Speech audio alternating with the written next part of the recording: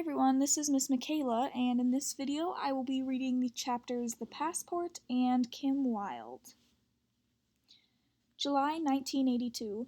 We were at my aunt's place. The internal war had become a bigger issue than the war against Iraq. Anyone showing the slightest resistance to the regime was persecuted. There must be a lot of people in opposition in our neighborhood. We hear gunshots every day. Tahir, stop smoking. The stress I get from every gunshot I hear is much worse for me than the cigarettes. Since he had sent his oldest son to Holland, Uncle Tahir had had 2 heart attacks. He was absolutely forbidden to smoke. The butcher told me he's seen kids executed in the street without even having been judged. The shame of it. When I think about it, I'm glad that my son is safely abroad, but with the borders closed, how am I ever going to see him again? The borders were closed for 3 years between 1980 and 1983. How many times did I say to my wife, "Come on, let's join in"? She didn't want to. She invoked her country, her family, etc., etc. Anyway, I'm already 59, but those poor 20-year-olds who get slaughtered, they kill me. My Uncle Tahir was so sad that it hurt to look at him. No one dared say a word. Some days later. What are you thinking? About Tahir. His son leaving has done him in. I've never seen him like that. Can you imagine? A 13, 14-year-old child alone in a country where he doesn't even speak the language? At 14, you don't need your parents anymore, Margie says. Get real. Up to a certain age, you need your parents. Then later, they need you. You'd be better off without nail polish. You could get arrested. I'll put my hands in my pockets. Pretty stubborn girl, huh? Where do you suppose she gets that? Sometimes it scares me how blunt she is. It'll help her later on, you'll see. I am so lucky to be married to a man like you. You're so sensitive, the kindest man on earth. How can you be insensitive to the woman you love? Ring, ring. It always rings at the wrong time. Good Lord, again? What? Uncle Tahir had just suffered his 3rd heart attack. We were off to the hospital. Red Crescent trucks were pulled up in front of the hospital, calling for people to give blood to the war wounded. There were so many of them. Give blood, give blood. I felt both angry and embarrassed. Once inside the hospital, I felt even worse. I'm looking for Mr. Talishi's room. Talishi, that's 342, 3rd floor at the end of the hall to the right. And then they're walking through the hospital, and they're seeing some different people. And they knock on the door, 342. Shh. They threw a grenade. They wanted to arrest some communists who were hiding near our place, and they threw a grenade. Tahir couldn't deal with it. When I came into the living room, he was lying on the floor. He needs open heart surgery, but they're not equipped here. They told me that he has to be sent to England. To do that, he needs a permit. They gave me the name of the hospital director. If he agrees, Tahir will get a passport so he can go. Since the borders were closed, only very sick people, if they got a permit from the health ministry, were allowed to leave. It's on the 4th floor, number 406. Only my aunt was allowed in. She had a big surprise. The director was her former window washer. She acted as if she didn't recognize him to avoid offending him. My husband had his 3rd heart attack. He needs medical care outside the country. We'll do our best. If God wills it, he'll get better. Everything depends on God. I need your authorization so he can get a passport. If God wills it, he says. All that creepy window washer had to do to become director of the hospital was grow a beard and put on a suit. The fate of my husband depends on a window washer. Now he's so religious that he won't look a woman in the eye. The pathetic fool. After the director, we went to see the chief of staff, Dr. Fati. Ma'am, we will do what we can. We are terribly strapped at the moment. Look in this room. They're all victims of chemical weapons. The Germans sell chemical weapons to Iran and Iraq. The wounded are then sent to Germany to be treated. Veritable human guinea pigs. Why are you telling me this? I couldn't care less. I want my husband to get well. Calm down. Calm down, dear. Everything will be all right. Don't worry. We'll be right back. So they're trying to figure out a way to get Tahir into another country to get better medical care, but it's really, really difficult to leave the country during this time. We went to see an acquaintance of my father's, Khosrow. His brother and my uncle Anoush were in prison together during the reign of the Shah. Ebby, the brother of Anoush, come in, come in. Since they shut down my publishing company, I've been printing fake passports, big sellers. You want one? Not me, my brother-in-law. When they let him out, my brother started going to counter-revolutionary demonstrations. He told me that the chief of the new executioners was his torturer in the Shah's prison.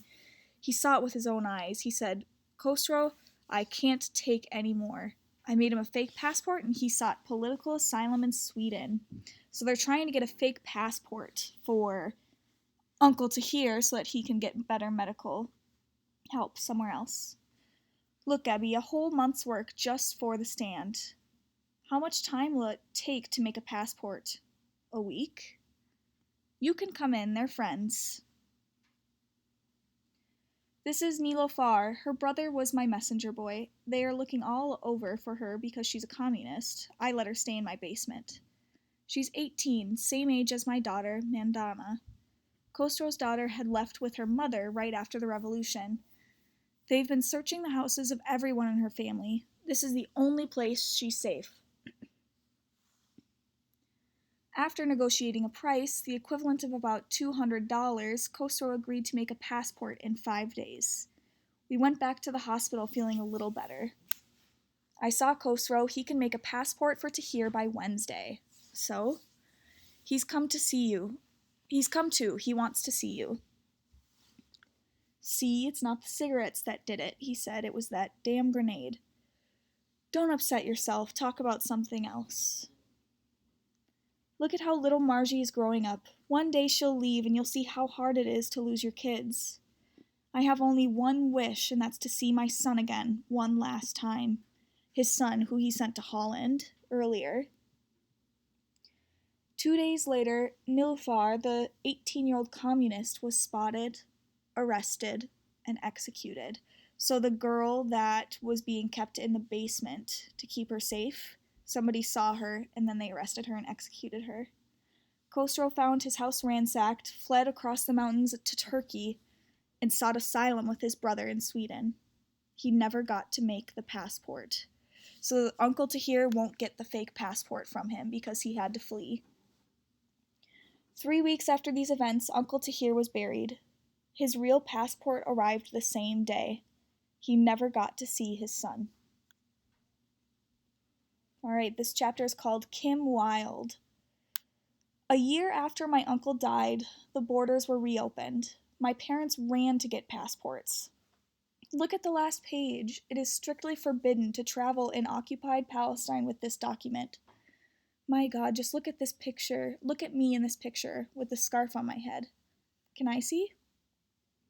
She sure didn't look very happy. In fact, she was unrecognizable. As soon as I get my passport, we'll go on a big trip. Well, actually, we want to spend some time together, just the two of us for a few days. Where? Turkey. Bah, Turkey's for the birds. Only uncool people go to Turkey. If you're taking a trip, why not go to Europe or the United States? If you want us to bring you back some presents, just ask. What can you bring me back from Turkey? Shish kebabs?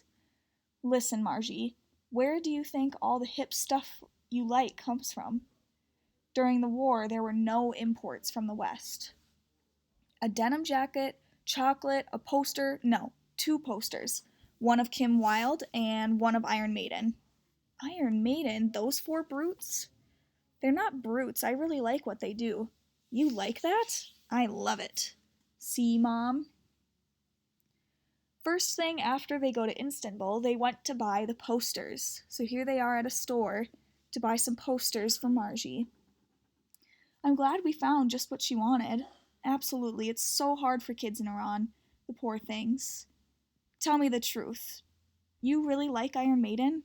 Absolutely. You hypocrite. I wonder how we're going to get them past customs. I've been wondering myself, they're enormous. As soon as they were in the hotel, they set to finding a way. We could fold them and hide them in the lining of the suitcase. Fold them? That will leave marks. She'll be disappointed. We could just carry them under our arms and act natural. Under our arms? Come on. And then my mother had a great idea. Take off your coat. Hey, what are you doing? Just wait, you'll see. She tore out the lining, then she placed the 2 posters behind it, and then she sewed it back in. You're sure I look normal? You look just like you're wearing shoulder pads. It's stylish. So she sewed the posters into his jacket so they can sneak them back into their country for Margie. Arriving at Tehran's airport, I'm walking like Frankenstein. No, you're not. You look completely natural. Place your bags on the table. Stay calm. So what have you got with you? Alcohol, playing cards, music, film, chess sets, magazines? Nothing, just personal affairs. You sure you've got nothing illegal? Nope. No.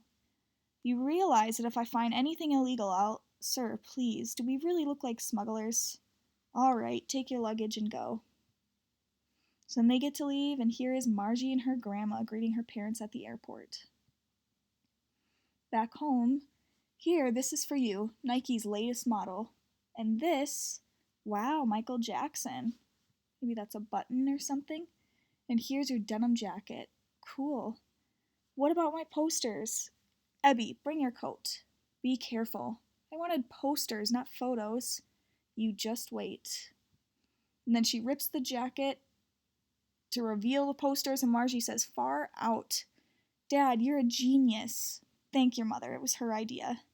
Thank you, Mom. So how was Turkey? Great. It was a little cold, but it was nice. I loved Turkey. I put my posters in my room. I put my 1983 Nikes on and my denim jacket with the Michael Jackson button. And of course, my headscarf. So she's very excited to put up all of these new things. So what do you think? Nice, very cute. Okay, I'm going out. Where? To buy some tapes. Where? Not far, on Gandhi Avenue. Be back in an hour. I'll be back in 2 hours. For an Iranian mother, my mom was very permissive. I only knew 2 or 3 other girls who could go out alone at 13. For a year now, the food shortage had been resolved by the growth of the black market. However, finding tapes was a little more complicated. On Gandhi Avenue, you could find them sometimes. Then there's all these guys, Stevie Wonder, ABBA, Bee Gees, Yazoo, Julio Iglesias, Pink Floyd. They have all of these things that they're selling. I bought 2 tapes, Kim Wilde and Camel. How much? 110 tumens. And then she looks around to make sure no one's watching and takes the tape. And she's listening to the song, We're the Kids in America. And then these 2 women stop her. You, stop. They were Guardians of the Revolution, the women's branch. This group had been added in 1982 to arrest women who were improperly veiled, like me, for example. Their job was to put us back on the straight and narrow by explaining the duties of Muslim women. Why are you wearing those punk shoes? What punk shoes? Those. But these are sneakers. Shut up, they're punk. It was obvious that she had no idea what punk was. There was no alternative. I had to lie. I wear these because I play basketball. I'm on my school's team. Oh, sure, I can tell by your height. And you wear this jacket for basketball, too? What do I see here? Michael Jackson? That symbol of decadence? No, it's Malcolm X, the leader of black Muslims in America. Don't give me that. It's Michael Jackson. Who? I don't know him. Back then, Michael Jackson was still black. Lower your scarf, you little whore. Aren't you ashamed to wear tight jeans like these? They shrank. Go on, get in the car. We're taking you down to the committee. The committee was the headquarters of the Guardians of the Revolution. So these women are yelling at Margie, and they're trying to convince her to not have all of these Western things anymore. At the committee, they don't have to inform my parents. They could detain me for hours or for days. I could be whipped. In short, anything could happen to me. It was time for action. I'm sorry, ma'am, I'll never do it again. Get in the car, she says. Ma'am, my mother's dead, my stepmother is really cruel, and if I don't go home right now, she'll kill me. She'll burn me with a clothes iron. She'll make my father put me in an orphanage. Maybe she believed me, maybe she just pretended to, but miraculously, she just let me go. So she lied to get out of this situation. Back home. Margie, what happened? Have you been crying? No, Mom, I'm just tired. I'm going to my room. There is no way I could tell the truth. She never would have let me go out alone again. I got off pretty easy considering the Guardians of the Revolution didn't find my tapes. So then she starts listening to her tape again. To each his own way of calming down.